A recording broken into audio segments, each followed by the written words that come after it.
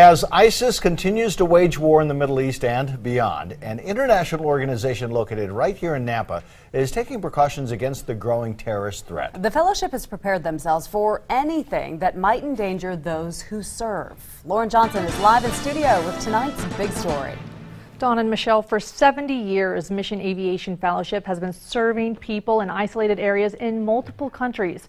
They also put their missionaries through a rigorous security course. Nate Saint was 32 years old in 1956 when he was killed by a native tribe with spears in Ecuador. They killed one of our staff along with some other missionaries. Saint was a pilot and Christian missionary with Missionary Aviation Fellowship, an international organization who trains their volunteers in Nampa. And Dave Fioc with the organization says Saint's work was not in vain. Today, those villages are completely transformed, both physically and spiritually. A whole new life with education and health care that they did not have 50 years ago. MAF serves people throughout the globe in isolated areas, providing communications, learning technology, and Christian teachings. Lifeline for many remote communities. They don't share exactly where their close to 400 volunteers are serving.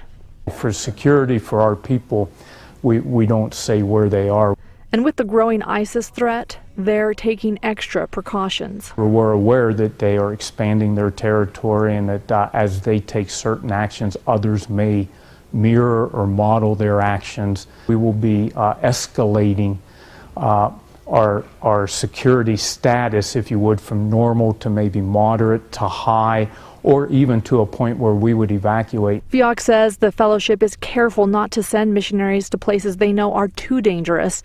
And if they have to evacuate volunteers, well, it wouldn't be the first time. There have been times when we've had to remove all staff from locations. MIF also hosts a 3-day security training in Nampa. We talk about different scenarios that our staff may find themselves in.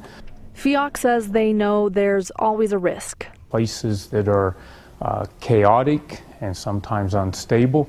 But says the risks are worth the mission to help those in need. From the beginning of our organization, we have realized that there are some risks that are inherent to the work that we do.